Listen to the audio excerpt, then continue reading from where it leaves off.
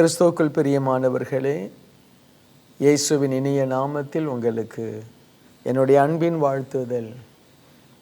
கடந்த நாட்களெல்லாம் ஆண்டவர் நம்மோடு இருந்து நம்மை கண்மணியைப் போல அவர் பாதுகாத்து ஆசீர்வதிப்பதற்காய் ஆண்டவருக்கு நன்றி. நமக்கு ஆண்டவர் இன்றும் ஒரு புதிய மாதத்தை தந்திருக்கிறார். மார்ச் மாதத்திற்கான தேவனுடைய வார்த்தையை உங்கள் மத்தியில் கொண்டு வருகிறேன். இந்த மாதம் நாம் லெந்து நாட்களுடைய ஜெபத்தையும் ஆரம்பிப்போம். ஒரு ஜெப மாதம். ஆண்டவர் நம்மை அதிகமாய் ஆசீர்வதிப்பார். இந்த மார்ச் மாதத்திற்காய் ஆண்டவர் கொடுக்கிற ஆசீர்வாதமான தேவ வார்த்தை உபாகமம் 7வது அதிகாரம் 21வது வசனம். உபாகமம் 7வது அதிகாரம் 21வது வசனம். அவர்களை பார்த்து பயப்பட வேண்டாம், உங்கள் தேவனாகிய கர்த்தர் உங்களுக்குள்ளே இருக்கிறார். அவர் வல்லமையும் பயங்கரமுமான தேவன். அதைதான் உங்கள் மத்தியிலே நான் கொண்டு வருகிறேன். உங்கள் தேவனாகிய கர்த்தர் உங்களுக்குள்ளே இருக்கிறார். அவர் வல்லமையும் பயங்கரமுமான தேவன். எனக்கு அன்பானவர்களே, இந்த உபாகமம் 7வது அதிகாரம் மோசே தன்னுடைய ஊழியத்தினுடைய கடைசி பகுதியில் இருக்கிறார். எல்லாவற்றிற்காக இஸ்ரவேல் ஜனங்கள் அந்த மோசேயினிடத்தில் அவர்கள் போவார்கள். தேவனுடைய வார்த்தை, தங்களுக்கு பிரச்சனை, எதிரியினுடைய வல்லமைகள், போராட்டங்கள் எல்லாவற்றிற்கும் மோசேயினிடத்தில் ஓடி வருவார்கள். மோசே ஆண்டவரிடத்தில் விசாரித்து அவர்களுக்கு தேவையான ஆலோசனைகளையும் தேவனுடைய திட்டங்களையும் அறிவிப்பார். இப்பொழுது மோசேயினுடைய ஊழியம் முடிவடைகிற ஒரு நேரத்தில் தேவன் எப்படியெல்லாம் இந்த ஜனங்களை நடத்தினார் என்பதை அந்த ஜனங்களுக்கு அவர் விவரித்து சொல்லும் பொழுது இந்த அழகான வார்த்தையை அவர் சொல்லுகிறார். உங்கள் தேவனாகிய கர்த்தர் உங்களுக்குள்ளே இருக்கிறார். அவர் வல்லமையும் பயங்கரமுமான தேவன். எனக்கு அன்பானவர்களே, ஆண்டவர் நமக்கு கொடுக்கிற அந்த உன்னதமான வாக்கு, கர்த்தர் உங்களுக்குள்ளே இருக்கிறார். அவர் வல்லமையும் பயங்கரமுமான தேவன். எனக்கு அன்பான தேவ பிள்ளைகளே, நாம் எதை குறித்தும் கலங்க வேண்டாம், கவலைப்பட வேண்டாம். நீ பயப்படாதே. நீங்கள் ஆராதிக்கிற உங்கள் ஆண்டவர், அருமை இரட்சகர் இயேசு கிறிஸ்து உங்களுக்குள்ளே இருக்கிறார். அவர் வல்லமையும் பயங்கரமுமான தேவன். அவர் மிக வல்லமையுள்ளவர். அவர் உங்களுக்குள் இருக்கிறபடியினால் எதை குறித்தும் கவலைப்பட வேண்டாம்.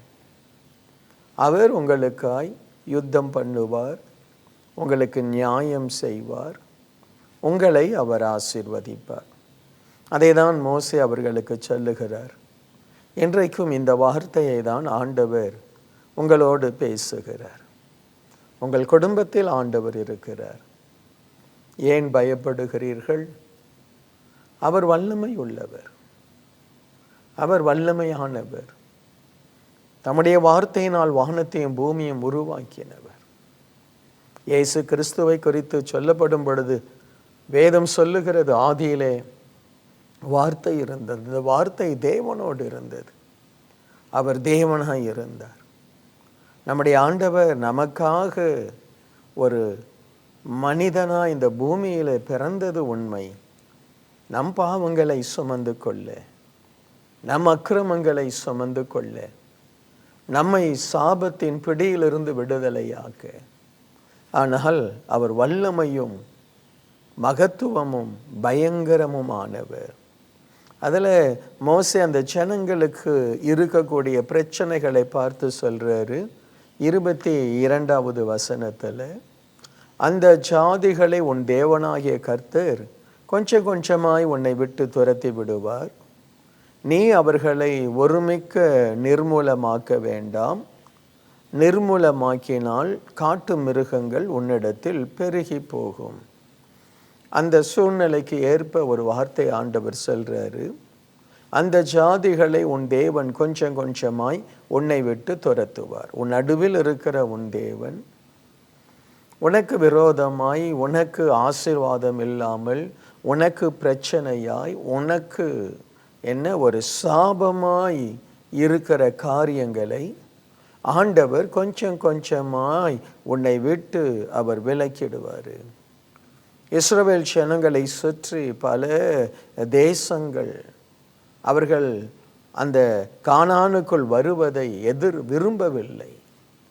அவர்களுக்கு விரோதமாக யுத்தம் பண்ணி அவர்களை அழிக்கணும்னு நினைத்தார்கள். ஆண்டவர் சொல்றாரு, நீ ஒன்றும் கவலைப்படாதே. அந்த பெரிய ஜாதியை பார்க்கிறாய், அவர்களை கொஞ்சம் கொஞ்சமாக நான் துரத்திடுவேன். இதை இந்த நாட்களில் உங்களுக்கும் எனக்கும் எப்படி எடுத்துக்கொள்வது? உனக்கு பல பிரச்சனைகள் இருக்கு, அதை குறித்து நீ கவலைப்படாதே. கொஞ்சம் கொஞ்சமாக அந்த பிரச்சனைகள் நீங்குவதை நீ காண்பாய். கொஞ்சம் கொஞ்சமாய் நான் நீக்கிடுவேன். ஏன் அந்த பிரச்சனை நீங்கலை? காட்டு மிருகம் உன்னிடத்தில் பெருகிடக்கூடாது. சில பிரச்சனைகள் நம்மை ஜெபிப்பதற்கும் தேவனை தேடுவதற்கும் நம்மை நடத்துகிறது. சில பிரச்சனை நிமித்தமாய் தான் நாம் ஆண்டவரையே பிடித்து கொண்டோம். அது ஒரு பொல்லாத வியாதியாக இருக்கலாம், பிசாசின் பிரச்சனையாக இருக்கலாம், பில்லி சூனியமாக இருக்கலாம், இல்லாவிட்டால் வாழ்க்கையில் பலவிதமான தோல்விகள், திருமணத்தில் பிரச்சனை, குழந்தை பாக்கியம் இல்லை, வியாதி. இவைகள் மத்தியில் நாம் ஆண்டவருடைய சமூகத்தில் வந்தோம், கர்த்தரை ஏற்றுக்கொண்டோம். உன் தேவனாகிய கர்த்தர் இயேசு உன் நடுவில் இருக்கிறார். அவர் வல்லமை உள்ளவர். அவர் கொஞ்சம் கொஞ்சமாய் உன்னுடைய பிரச்சனைகளில் இருந்து உன்னை விடுதலையாக்குவார். அப்படிதான் ஆண்டவர் நம் ஒவ்வொருவருக்கும் அற்புதங்களை செய்து கொண்டிருக்கிறார். நம்முடைய பிரச்சனைகள் காணாமல் போயிடுச்சு. நமக்கு விரோதமாய் இருந்த பொல்லாத பிசாசின் வல்லமைகள் காணாமல் போய்விட்டது. ஏன்? ஆண்டவர் நம்மோடு கூட இருக்கிறார். அவர் நமக்கு வல்லமைகளை வெளிப்படுத்துகிறார். இந்த தேவன் எப்படிப்பட்டவர் என்று வேதம் சொல்லுகிறது. இந்த 7வது வசனத்தை வாசிக்கும் பொழுது 7லிருந்து ஒரு சில வசனங்கள் அந்த உபாகமம் 7வது அதிகாரத்திலிருந்தே நான் வாசிக்கிறேன். 7வது வசனம், சகல ஜனங்களிலும் நீங்கள் திரட்சியான ஜனம் என்று கர்த்தர் உங்கள் பேரில் அன்பு வைத்து உங்களை தெரிந்து கொள்ளவில்லை. நீங்கள் சகல ஜனங்களிலும் கொஞ்சமாயிருந்தீர்கள். எனக்கு அன்பானவர்களே, ஆண்டவர் சிறுமையும் எளிமையுமான நம்மை தான் தேடி வந்தார். நாம பெரிய ஆட்கள் என்பதற்காக அவர் தேடி வரலே. நாம் ஒதுக்கப்பட்டிருந்தோம், கைவிடப்பட்டிருந்தோம், வாழ வழியில்லாமல் இருந்தோம். எதிர்காலமே நமக்கு இருளாய் இருந்தது, மரண இருளாய் இருந்தது. ஆனால் ஆண்டவர் பாருங்க, இந்த இடத்துல அவர் சொல்றாரு, நீங்கள் கொஞ்சமாய் சிறுமையும் எளிமையுமாய் இருந்தீர்கள். கர்த்தர் உங்களில் அன்பு கூர்ந்ததினாலும் உங்களுக்கு பிதாக்களுக்கிட்ட ஆணையை காக்க வேண்டும் என்பதினாலும் கர்த்தர் பலத்த கையினால் உங்களை புறப்பட பண்ணி அடிமைதன வீடாகிய எகிப்தினின்றும் அதன் ராஜாவாகிய பார்வோனின் கையினின்றும் உங்களை மீட்டு கொண்டார். இந்த அன்பின் தெய்வம், இந்த வல்லமையும் பயங்கரமுமான தெய்வம் மிகுந்த அன்புள்ளவர். அவர் சொல்றாரு, நான் அந்த அடிமைத்தனமாகிய அந்த சாபம், அந்த பாவம், அந்த மனுஷருடைய கட்டு, பிசாசினுடைய கட்டுகள், தரித்திரம், அதிலிருந்து நான் உங்களை வெளியே வர பண்ணி உங்களை மீட்டு கொண்டேன். இஸ்ரவேல் ஜனங்களை ஆண்டவர் எப்படி மீட்டார் யோசித்து பாருங்க. பஸ்கா ஆட்டுக்குட்டி. ஆண்டவர் மோசேயினிடத்தில் சொன்னார், ஒவ்வொரு வீட்டிலும் பஸ்கா ஆட்டுக்குட்டியை அடித்து அதன் இரத்தத்தை அந்த வீட்டு நிலைக்கால்களிலே பூசுங்கள். இந்த இரவு நான் வருவேன், உங்களை நான் விடுதலையாக்குவேன். எகிப்திலே பெரிய சங்காரம் உண்டாகும். இன்றைக்கு நம்மை ஆண்டவர் சாபத்திலிருந்து, பிசாசின் கிரியையிலிருந்து விடுதலையாக்க, நம்மை மீட்டு கொள்ள அவருடைய இரத்தத்தை, அவருடைய ஜீவனை கல்வாரி சிலுவையிலே கொடுத்து அந்த இரத்தத்தினால் நம்மை மீட்டு எடுத்திருக்கிறார். இந்த இரத்தத்திற்கு முன்பாக எந்த வல்லமையும் நிற்க முடியாது. இந்த இயேசுவினுடைய அந்த இரக்கத்தின் இரத்தத்திற்கு முன்பாய் எந்த ஒரு சாபமும் பிசாசின் கிரியையும் நம்மை அணுகவே முடியாது. இயேசுவே, உம்முடைய இரத்தத்தினாலே என்னை மீட்டெடுத்தீர், என்னை பாதுகாக்கிறீர். இன்றைக்கும் நம்முடைய வீட்டு நிலைக்கால்களில் அல்ல, நம்முடைய ஆவி, ஆத்தும சரீரத்தில் அந்த இரத்தத்தினாலே நாம் கழுவப்பட்டு முத்தரிக்கப்படும் பொழுது நம்மை மேற்கொள்ளக்கூடிய ஒரு வல்லமையும் இந்த உலகத்தில் இல்லை. பாவம் உங்களை மேற்கொள்ளாது, சாபம் உங்களை மேற்கொள்ளாது. ஆண்டவர் எப்படிப்பட்டவர்? அவர் உங்கள் நடுவில் இருக்கிறார். தேவனாகிய கர்த்தர் உங்களுக்குள்ளே இருக்கிறார். அவர் வல்லமையும் பயங்கரமுமானவர். அல்லேலூயா. இவர் அடுத்து என்ன செய்கிறார்? 9வது வசனம், ஆகையால் உன் தேவனாகிய கர்த்தரே தேவன் என்றும் தம்மில் அன்பு கூர்ந்து தமது கற்பனைகளை கைக்கொள்கிறவர்களுக்கு அவர் 1000 தலைமுறை மட்டும் உடன்படிக்கையையும் தயவையும் காக்கிற உண்மையுள்ள தேவன். 1000 தலைமுறைக்கு இரக்கம் செய்கிறவர். உனக்கு, உன்னுடைய தலைமுறைக்கு இரக்கம் செய்ய மாட்டாரா? இரக்கம் செய்ய மாட்டாரா? என் ஆண்டவர் இந்த மாதத்தில் உங்களுக்கு இரக்கத்தை அவர் கட்டளையிடுவார். 1000 தலைமுறை நமக்கு தெரியாது. இனி 1000 தலைமுறை இருக்குமோ இருக்காதோ நமக்கு தெரியாது. ஆனால் ஆண்டவர் சொல்றாரு, நான் 1000 தலைமுறை மட்டும் நான் இரக்கம் செய்வேன். இந்த மகா வல்லமை உள்ள தேவன் உங்கள் குடும்பத்தில் இரக்கத்தை கட்டளையிடுவார். இந்த மாதத்தில் நம்முடைய குடும்பத்தில், நம்முடைய படிப்பில், பிள்ளைகளுடைய படிப்பில், உங்களுடைய தொழிலில், உங்களுடைய வேலையில், உங்களுடைய போக்கிலும் வரத்திலும் தேவன் இரக்கத்தை அவர் கட்டளையிடுவார். இந்த தேவன் என்ன செய்வார்? 13வது வசனம் சொல்லுகிறது, உன்மேல் அன்பு வைத்து உன்னை ஆசீர்வதித்து உனக்கு கொடுப்பேன் என்று உன் பிதாக்களுக்கு ஆணையிட்டு கொடுத்த தேசத்தில் உன்னை பெருக பண்ணி உன் கர்ப்ப கனியையும் உன் நிலத்தின் கனியாகிய உன் தானியத்தையும் உன் திராட்சை ரசத்தையும் உன் எண்ணெயையும் உன் மாடுகளின் பலனையும் உன் ஆட்டு மந்தையையும் ஆசீர்வதிப்பார். நீ சகல ஜனங்களை பார்க்கிலும் நீ ஆசீர்வதிக்கப்பட்டிருப்பாய். உங்களுக்குள்ளே உங்கள் மிருக ஜீவனுக்குள்ளும் ஆணிலாகிலும் பெண்ணிலாகிலும் மலடு இருப்பதில்லை. கர்த்தர் சகல நோய்களையும் உன்னை விட்டு விலக்குவார். உனக்கு தெரிந்திருக்கிற எகிப்தியரின் கொடிய ரோகங்களில் ஒன்றும் உன்மேல் வரப்பண்ணாமல் உன்னை பகைக்கிற யாவர் மேலும் அவைகளை வரப்பண்ணுவார். பிரியமானவர்களே, நம்முடைய தேவன் நமக்குள்ளே இருக்கிறார். அவர் வல்லமையும் பயங்கரமுமானவர். அவரை நம்புகிற ஜனங்களுக்கு அவர் செய்கிறதை இந்த வசனம் அவ்வளவு அழகாய் சொல்லுகிறது. அவர் உன் மேல் அன்பு வைத்து விட்டார், உன்னை ஆசீர்வதிப்பார். பிரியமானவர்களே, நாமும் தேவன் மேல் அன்பு வைப்போம். நாம் தேவன் மேல் வைத்திருக்கிற அன்பை வெளிப்படுத்தணும்.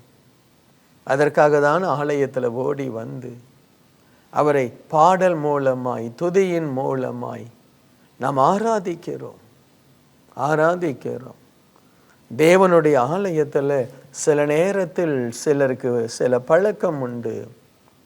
அவர்கள் ஆராதனை நேரத்தில் எல்லாம் போக மாட்டாங்க, கொஞ்சம் கால தாமதமாய் செய்தி நேரத்திற்கு போவார்கள். செய்தி நமக்கு மிக முக்கியம், கர்த்தருடைய வார்த்தை மிக முக்கியம். உண்மையாய் ஒரு தேவ பிள்ளை தேவனுடைய வார்த்தை செய்தியை அதிகமாய் நேசிப்பார்கள் என்றால் அவர்கள் கட்டாயம் தேவனுடைய ஆராதனைக்கு முக்கியத்துவம் கொடுப்பார்கள். ஆலயத்தில் நாம் செய்கிற அந்த ஆராதனையில்தான் ஒவ்வொரு விசுவாசியும் தேவனை துதிக்க முடியும், தேவனை பாட முடியும், தேவன் மேல் அன்பு கோர முடியும். அந்த வர்ஷிப் நேரத்தில் தான் நாம் வாய் திறந்து நாம் ஆண்டவரை மனதார புகழ முடியும், பாட முடியும். அதற்கு தான் இசைக்கருவிகள், அதற்கு தான் வர்ஷிப், அதற்கு தான். ஸோ அப்படி நாம் ஆண்டவர் மேல் அன்பு வைக்கும் பொழுது ஆண்டவர் உன்னை ஆசீர்வதிக்கிறார். நிச்சயமாய் ஆசீர்வாதம் உண்டு. அடுத்து அவர் சொல்றாரு, நான் உனக்கு கொடுப்பேன் என்று ஆணையிட்ட அந்த தேசத்தில் உன்னை நான் பெருக பண்ணுவேன். அன்பானவர்களே, நமக்கு ஆண்டவர் கொடுத்திருக்கிற அந்த வீட்டை ஆண்டவர் ஆசீர்வதிப்பார். ஆண்டவர் நமக்கு கொடுத்திருக்கிற அந்த வேலையை ஆண்டவர் ஆசீர்வதிப்பார். ஆண்டவர் சொல்றார், நான் உன்னை ஆசீர்வதித்து உன்னை பெருக பண்ணுவேன். உங்களுடைய வீடு ஆசீர்வாதத்தினால் நிரம்பி இருக்கும். உன் கர்ப்ப கனியும் உன் நிலத்தின் கனியும் தானியத்தையும் திராட்சரசத்தையும் எண்ணெயும் மாடுகளின் பலனையும் உன் ஆட்டும் அந்தையும் நான் ஆசீர்வதிப்பேன். உன் கையின் கீழ் எதெல்லாம் இருக்கோ அதை எல்லாம் ஆண்டவர் ஆசீர்வதிப்பார். அவர் உன் நடுவில் இருக்கிறார். அவர் வல்லமையும் பயங்கரமும் ஆனவர். ஆண்டவர் வல்லமை நிறைந்தவர். நம்முடைய சத்துருக்களுக்கு அவர் பயங்கரமானவர். பிசாசுக்கு இயேசுவின் நாமம் என்றால் பிசாசு அல்லர், அவர் பயங்கரமானவர். 14வது வசனத்தில் சொல்றாரு, சகல ஜனங்களை பார்க்கிலும் நீ ஆசீர்வதிக்கப்பட்டிருப்ப. முதல்ல உனக்கு இருக்கிறத எல்லாம் நான் ஆசீர்வதிப்பேன். உன் குடும்பத்தை ஆசீர்வதிப்பேன், உன் பிள்ளைகளை ஆசீர்வதிப்பேன், உன் நிலத்தை, உன்னுடைய ஆடு மாடுகளை, உன்னுடைய வியாபாரத்தை ஆசீர்வதிப்பேன். நீ முதல்ல உன் குடும்பத்தில் அந்த ஆசீர்வாதத்தை நீ உணருவாய். என அன்பானவர்களே, இந்த ஆசீர்வாதம் உங்கள் குடும்பத்திற்கு வரணும். முதல்ல உங்கள் குடும்பத்தில் தேவனை ஆராதியுங்க. வல்லமை உள்ளவரே, என்னுடைய வீட்டில் எங்களுக்குள்ளே இரும். உங்கள் குடும்பத்தில் ஆசீர்வாதங்கள், சமாதானம், சந்தோஷம், ஒரு நிறைவு, ஒரு செழிப்பு, அதை ஆண்டவர் கட்டளையிடுவார். அடுத்த ஆண்டவர் சொல்றாரு, சகல ஜனங்களை பார்க்கிலும் நீ ஆசீர்வாதமாய் இருப்பாய். மற்றவர்களை பார்க்கிலும் தேவன் நம்மை ஆசீர்வதிப்பார். நம் ஊழியத்தை ஆசீர்வதிப்பார். நம் பிள்ளைகளை ஆசீர்வதிப்பார். ஒரு காலம் வரும், மற்றவர்கள் நம்மை எட்ட முடியாத உயரத்தில் ஆண்டவர் கொண்டு போவார். அந்த பாக்கியத்தை தேவ பிள்ளைகளுக்கு ஆண்டவர் தருவார்.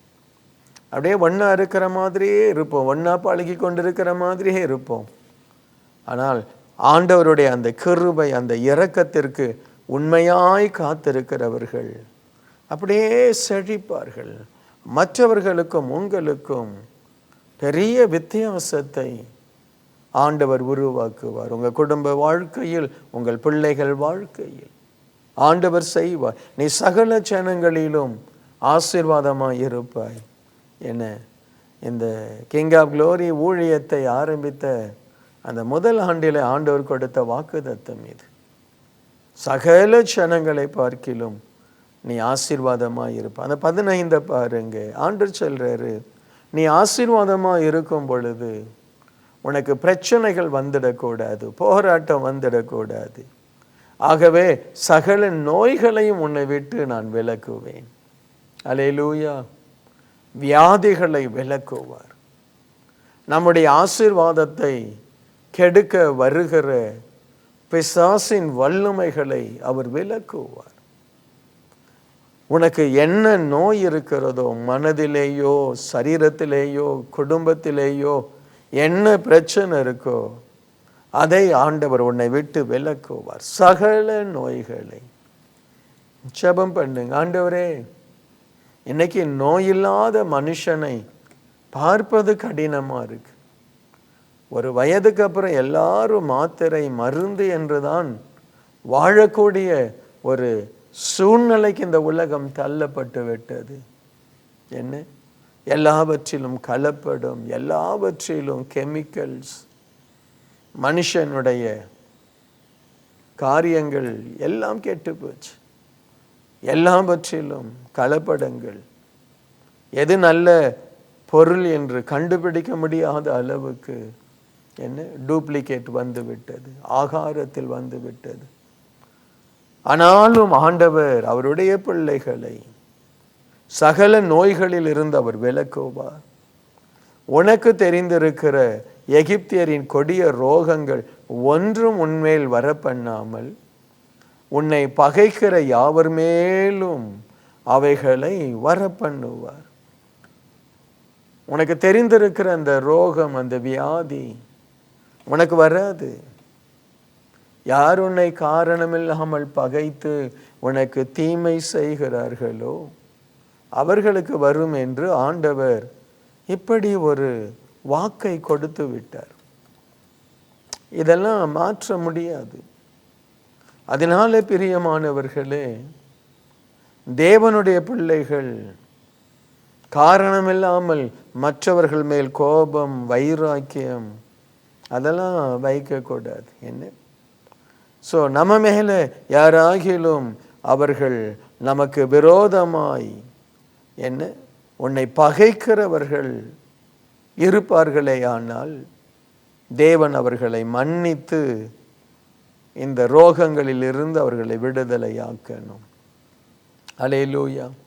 அதில் அடுத்து அவர் சொல்றாரு இந்த 17வது வசனத்தில், அந்த ஜாதிகள் என்னிலும் ஜனம் பெருத்தவைகள், நான் அவர்களை துரத்தி விடுவது எப்படி என்று உன் இருதயத்தில் சொல்லி கொண்டால், உன் தேவனாகிய கர்த்தர் பார்வோனுக்கும் எகிப்தியர் யாவருக்கும் செய்ததை, ஆண்டவர் உனக்கு செய்த அற்புதங்களை உன் மனசில் நினைத்துப்பார். சில நேரத்தில் நமக்கு பிரச்சனை வரும். அப்பொழுது நாம் பயந்துடக்கூடாது. ஆண்டவர் சொல்றாரு, உன் தேவனாகிய கர்த்தர் உனக்குள்ளே இருக்கிறாரு. அவர் வல்லமையும் பயங்கரமான காரியங்களை மற்றவங்களுக்கு செய்திருக்கிறார். நம்ம லைஃப்ல ஆண்டவர் அற்புதம் செய்திருக்கிறார். எத்தனையோ பிரச்சனைகளிலிருந்து நம்ம வெளியே கொண்டு வந்திருக்கிறார். அதை பார்த்து ஆண்டவரை துதி. ஆண்டவர் உனக்கு விரோதமாக இருக்கிற எல்லாவற்றையும் மாற்றுவார். ஆண்டவர் இந்த மாதத்திற்காக இந்த வார்த்தை அவர் சொல்றாரு, நீ பயப்படாதே, உன் தேவனாகிய கர்த்தர் உனக்குள்ளே இருக்கிறார். அவர் வல்லமையும் பயங்கரமுமான தேவன். அப்படியே ஆண்டவரை நோக்கி பார்த்து ஜெபிக்கலாம். ஆண்டவரே, நீர் எங்களுக்குள்ளே வாங்கப்பா, எங்க குடும்பத்தில் நீங்க வாங்கப்பா. எங்களோடு தங்கியிரும் போதகரே என்று அழைத்தார்கள். ஆண்டவரே வாங்க, எங்கள் மத்தியிலே வாங்க, எங்க சபையில வாங்க, எங்கள் தேசத்திலே வாங்க. ஆண்டவரே, நீர் எங்கள் மத்தியில் இருந்து எங்களை ஆசீர்வதியும். நீர் வல்லமையுள்ள தேவன், நீர் பயங்கரமானவைகளை செய்கிறவர். ஆண்டவரே, இந்த நாளிலும் உம்முடைய வல்லமை ஒவ்வொருவர் மேலும் இறங்கும்படி ஜெபிக்கிறேன். எந்தெந்த குடும்பத்தில் போராட்டங்கள், பிரச்சனைகள் இருக்கோ உம்முடைய வல்லமை இறங்கட்டும். ஆண்டவரே, நீர் ஆசீர்வதிப்பேன் என்று வாக்கு கொடுத்தீரே, உமக்கு நன்றி. இந்த குடும்பங்களுக்கு விரோதமா இருக்கிற சாப போராட்டங்கள், பிசாசின் போராட்டங்கள், செய்வினை கிரியைகள் இயேசுவின் நாமத்தினாலே அவைகள் சுட்டெரிக்கப்படட்டும். நீர் ஆசீர்வாதத்தை கொண்டு வார். நீர் இரக்கம் உள்ளவர், 1000 தலைமுறை இரக்கம் செய்கிறவர். அப்பா, இந்த அன்பு குடும்பத்திற்கு இரக்கம் செய்யும். இந்த வாலிப தம்பிமாருக்கு, தங்கைகளுக்கு இரக்கம் செய்யும். அந்த வியாதி படுக்கையை நீர் மாற்றும், இயேசுவின் நாமத்தில் மாற்றும். சகல ஜனங்களை பார்க்கிலும் நான் உன்னை ஆசீர்வாதமாய் வைப்பேன், உன்னை நான் ஆசீர்வதிப்பேன், உன்னை ஆசீர்வதிப்பேன், கர்ப்பத்தின் கனியை ஆசீர்வதிப்பேன், ஆண்டவரே உன் நிலத்தின் பலனை ஆசீர்வதிப்பேன் என்று சொன்னீங்களே. இந்த வீட்டில் இருக்கிற வறுமை நீங்கட்டும், இந்த வீட்டில் இருக்கிற வியாதி சுகமாகட்டும், இந்த வீட்டில் இருக்கிற போராட்டம் இயேசுவின் நாமத்தினாலே மாறட்டும். திருமணமாகாமல் நிற்கிற பிள்ளைகள் நினைத்தருளும், ஆசீர்வதியும். குழந்தை பாக்கியத்திற்காய் கதறுகிற அந்த பிள்ளைகளுடைய கண்ணீரை பாரும். ஆண்டவரே, நீர் இங்க இருக்கிறீங்க அல்லவா? இந்த தேவ செய்தியை கேட்டுக்கொண்டு இருக்கிறாங்களே, அந்த வீட்டில் உம்முடைய பிரசன்னம் எப்பொழுது இறங்கட்டும். அந்த வீட்டில் இருக்கிற சாபங்கள் மாறட்டும், பிரச்சனைகள் மாறட்டும், உறவுகளில் இருக்கிற பிரச்சனை தீரட்டும். கணவன், மனைவி, பிள்ளைகள், ஆண்டவரே மருமகள், ஆண்டவரே அப்பா, எல்லாரும் சந்தோஷமாய் மாறட்டும். இருள் விலகும்படி கட்டளையிடுகிறேன். இந்த குடும்பத்திற்கு விரோதமாய் நிற்கிற பொல்லாத பிசாசின் வல்லமைகள், கிரியைகள், சாப கிரியைகள் உள்ளே நுழையக்கூடாது. இயேசுவின் இரத்தத்தை தெளிக்கிறேன் அப்பா, வெளியேறட்டும். இயேசுவின் நாமத்தினால் பிசாசின் வல்லமைகள் சுட்டரிக்கப்படட்டும், சுட்டரிக்கப்படட்டும். நீர் அவர்கள் நடுவிலே இறங்கும் ஆண்டவரே, அவர்களை ஆசீர்வதியும். நீர் வல்லமையுள்ள அந்த இயேசுவின் நாமத்தில் ஜெபிக்கிறேன். பேய் பிசாசுகள் இப்பொழுதே அலறி கொண்டு வெளியே ஓடட்டும். இப்ப அந்த ஆவிகள் வெளியேறட்டும். பொல்லாத அந்த மந்திர கிரியைகள் இயேசுவின் நாமத்தினாலே நிர்மூலமாகட்டும். என் தேவன் வல்லமை உள்ளவர் அப்பா, நீர் பயங்கரமானவர். இந்த குடும்பத்திற்கு விரோதமாய் ஆண்டவரே நிற்கிற ஒவ்வொரு அசுத்த ஆவிகளும் இயேசுவின் நாமத்தினாலே அவைகள் சுட்டரிக்கப்பட்டு போகட்டும். பிள்ளைகளை ஆசீர்வதிக்கிறேன். இந்த வாக்குக்காய் நன்றி. உங்கள் தேவனாகிய கர்த்தர் உங்களுக்குள்ளே இருக்கிறார். அவர் வல்லமையும் பயங்கரமுமான தேவன். ஆண்டவரே, பயந்த இருதயத்தோடு உம்மை நாங்கள் சேவிக்கிறோம். ஒவ்வொருவரையும் ஆசீர்வதியும். இயேசுவின் நாமத்தில் ஜெபிக்கிறேன் பிதாவே, ஆமென், ஆமென். பிரியமானவர்களே, கர்த்தர் உங்களை ஆசீர்வதிப்பார். God bless you. அன்பார்ந்த நேயர்களே, இந்நிகழ்ச்சியின் மூலம் நீங்கள் பெற்றுக்கொண்ட ஆசீர்வாதங்களை எங்களோடு பகிர்ந்து கொள்ளுங்கள். உங்களுடைய தெளிவான முகவரி மற்றும் தொலைபேசி எண்ணோடு சேர்த்து எழுதி அனுப்ப வேண்டிய முகவரி: கிங் ஆஃப் க்ளோரி, எண் 4, new salt colony, Tiruchendur road, Thoothukudi 628001. உங்கள் ஜெபத் தேவைகளுக்கு எங்களை தொடர்பு கொள்ள வேண்டிய தொலைபேசி எண்கள் 041142000675 மற்றும் 8220014177. நீங்கள் இந்த ஊழியத்தை தாங்க விரும்பினால் உங்கள் காணிக்கைகளை கிங் ஆஃப் க்ளோரி என்ற பெயருக்கு காசோலையாகவோ அல்லது டிமாண்ட் டிராஃப்டாகவோ அனுப்பலாம். எங்கள் account number 120213500003195. Bank Karur Vysya bank, branch Thoothukudi. IFSC code KVBL 00012002. தயவு செய்து உங்கள் தசம பாகங்களை எங்களுக்கு அனுப்ப வேண்டாம். அது உங்கள் சபைக்குரியது. தேவன் உங்களை ஆசீர்வதிப்பாராக.